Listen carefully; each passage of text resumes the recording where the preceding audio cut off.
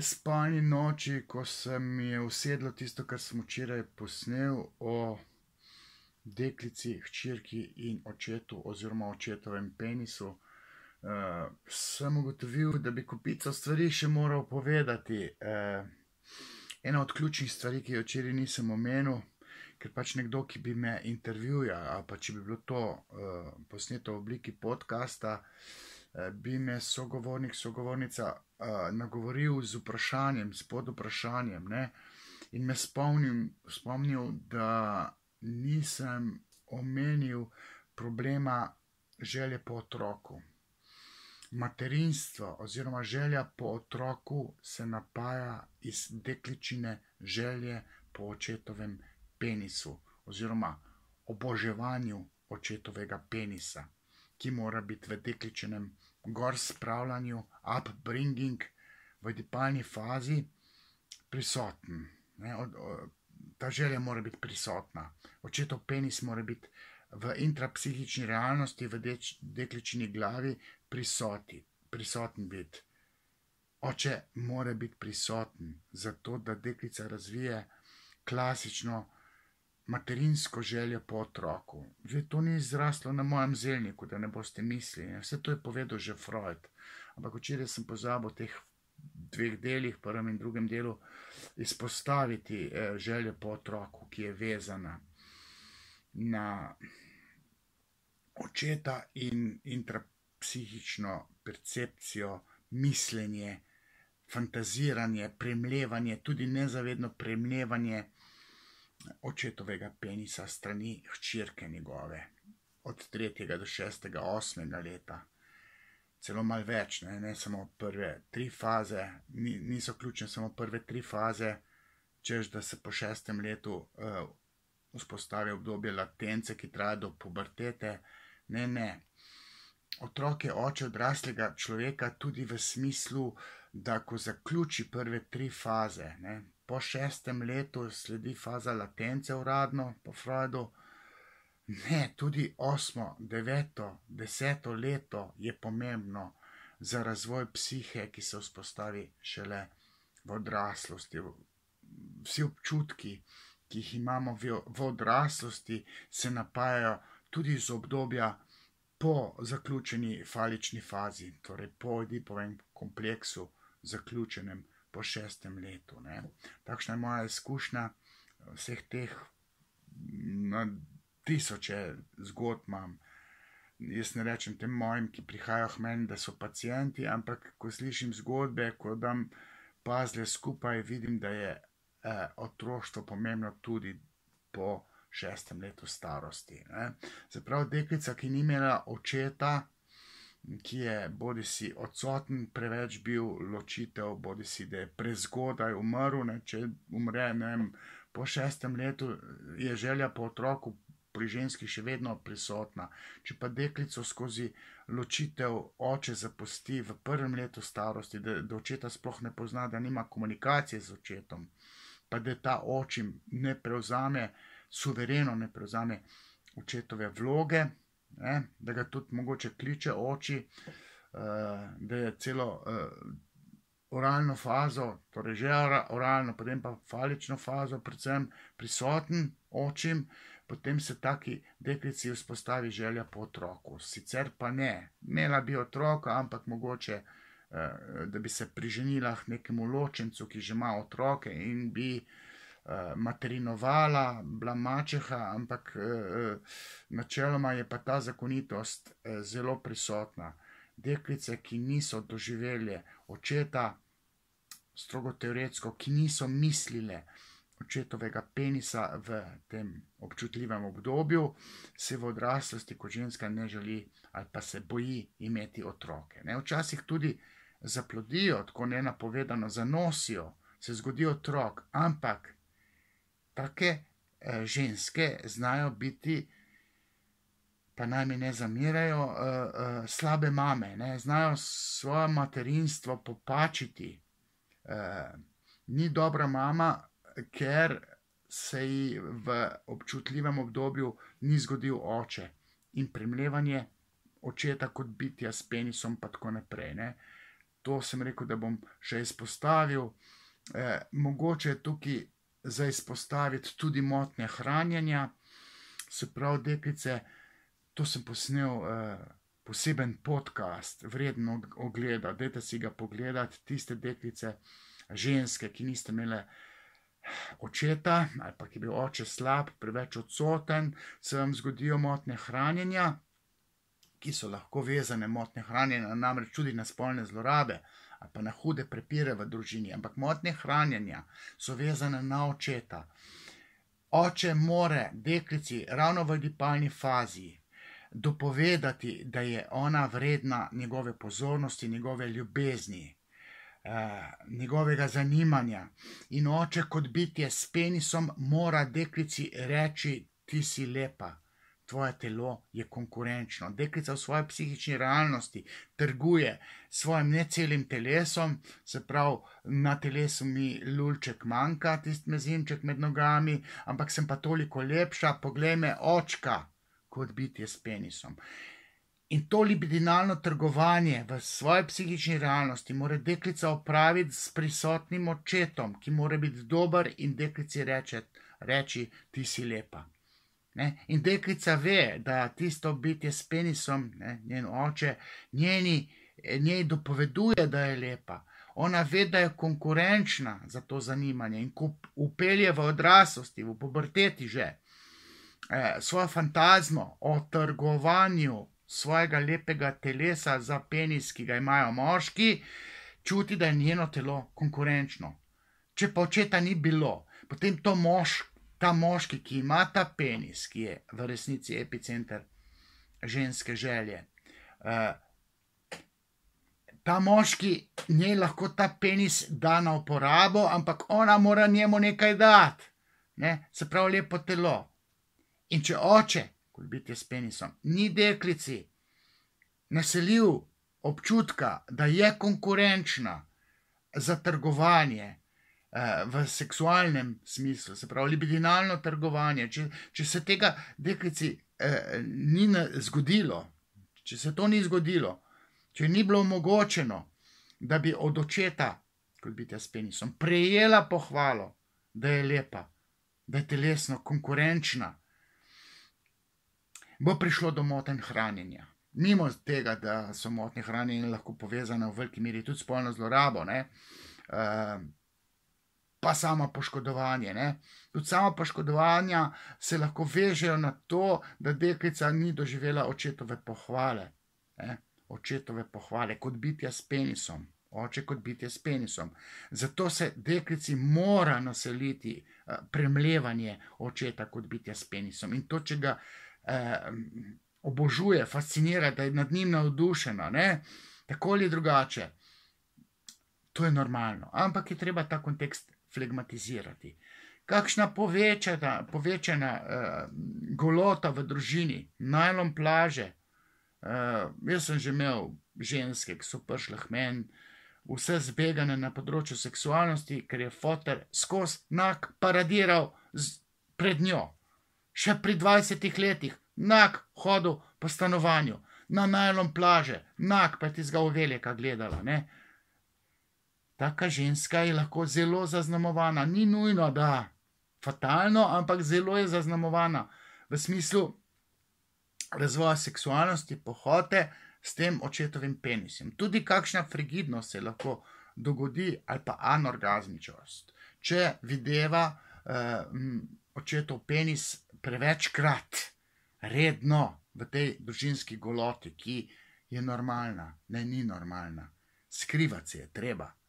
Sorry. Pa to ni zdaj moja konzervativnost. Toplo vam priporočam, da s tolo goloto ni šale. Pa tudi še ena stvar, ki sem jo včeraj pozabil. Ženski orgazem v odraslosti je vezan na očeta. Ne bom zdaj rekel čist na očetov penis, ampak oče ima organ več kot mamica in hčerka. In ženski orgazem je vezan na očeta, na percepcijo očeta v obdobju, ko je odraščala, od 3. do 6., 8., 10. leta. Ženska orgazmičnost, sposobnost orgazmiranja ali pa tudi večkratnega orgazmiranja, je vezana na očeta. Mora tam oče biti in mora biti nekastriran, pazite, nekastriran. Če je oče nek lulibuc, ki ga mama povozi, žena očetova, zaprav moževa žena, če ga povozi,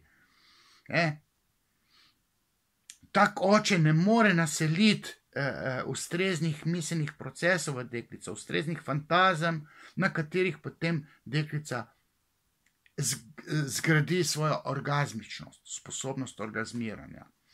Jaz se spomnim tudi eno žensko, ki je prišla vsa obupana, anorgazmična, ful seksualna, to, bi rekel, je rekla, da se ga loteva kot berač golaža, ker to je slišala pri meni, to več od fafanja se zdaj njej ne poraja v glavi, ampak orgazma pa ne more doživeti niti v kunilingusu. Če je sprav tisto 69, ko pa liže komutavi, ne doživi orgazma. Ona orgazm doživi sama sabo, s 100 pripomočki, 1 uro se drgne.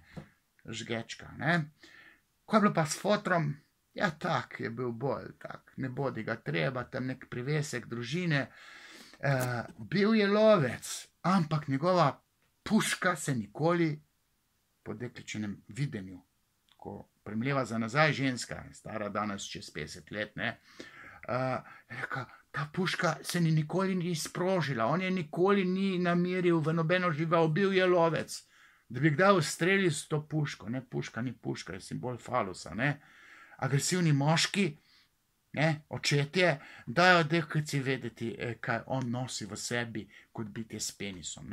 In taki agresivni očetje, torej agresivni, ampak hkrati dobri očetje, za hčerko in za ženo, ampak imajo tisto testosteronskost.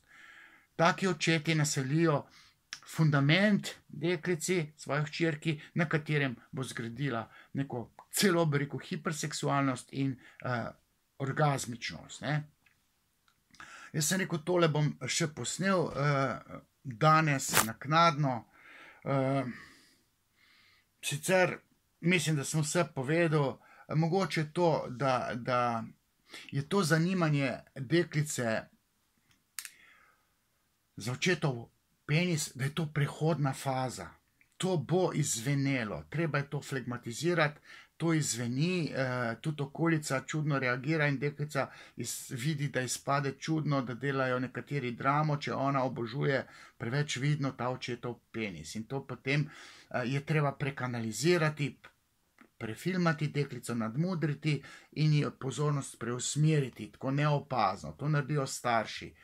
Pri deklici to izveni, vzpostavi tabu incesta, si neha želeti očeta, ni pozorna samo do očeta, ampak tudi do sosedovih fantičkov.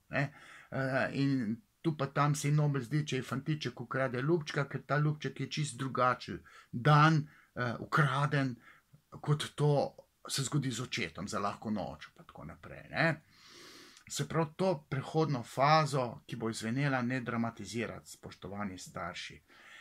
Zdaj pa tisti, ki imate pa te čudne punce, najstnice, ki bi se spremenile spol, in bi bile kar fantinje, no so fantinje, bolj možate punce, v svoji psihični realnosti so na čuden način dojemale to anatomijo genitalije, mogoče tudi očetov penis, in če je videla mogoče prezgodaj to erekcijo, mogoče pornice, in če se je preveč na grozljiv način odzvala na porniče, na erektiran penis, mogoče, da je tega penisa preveč strašljivo strah, lahko dobi idejo, da bi bila lezbika, da bi spremenila spol, da bi bila fant, in potem si hormonsko terapijo privošči, foter bo plačil, naproša očeta, da mi si bi dala joške odrezati, joj, zakaj pa njega srat, ne vejo pa, da bi rekli, ej, ta mala,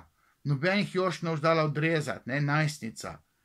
Ta faza bo minila, mi smo normalno družino, in zdaj jaz povem, normalno razrešeno Oedipokompleks pomeni, da bo deklica po 20, mogoče celo po 25, 30 letu v svojih željah začela čutiti, da si želi moški spolni organ, a ona si je dala pa joško odrezati, ne, se tale kurci nikoli ne bo zrastel, pa ščijejo z nekimi nastavki, z nekimi straponja, kaj pa vem, kako stoje probajo lulati. Ne, potem pa postanejo pri 22, 25 letih, ne, trans moški si rečejo, ne, zbegane, si kar naenkrat, ne samo, da se ženske želi, ne, ker seks z ženskami ima, ona si kurca začne želeti, pa ona ne ve, pri 15, ko bi spremenila spol, da si bo pri 25 želela moškega, da je zamaši z mesnatim spolnim organom, ne s traponom ali pa dildotom,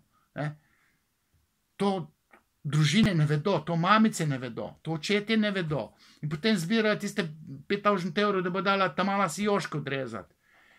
Mislim, ne se hecati s temi transspolnimi nebulozami, ne spreminjati spola pred 30 letom, ker se želja po kurcu uveljavi po 25 letu, če je bil fundament, odipokompleks pravilno zastavljen. Joj, to sem vulgaren. Ko bi še rekel? Ok, spolna zloraba lahko intervenira v ta fundament in zaradi odipalni fundament, anatomijo genitali, misleno, na ustrezen način.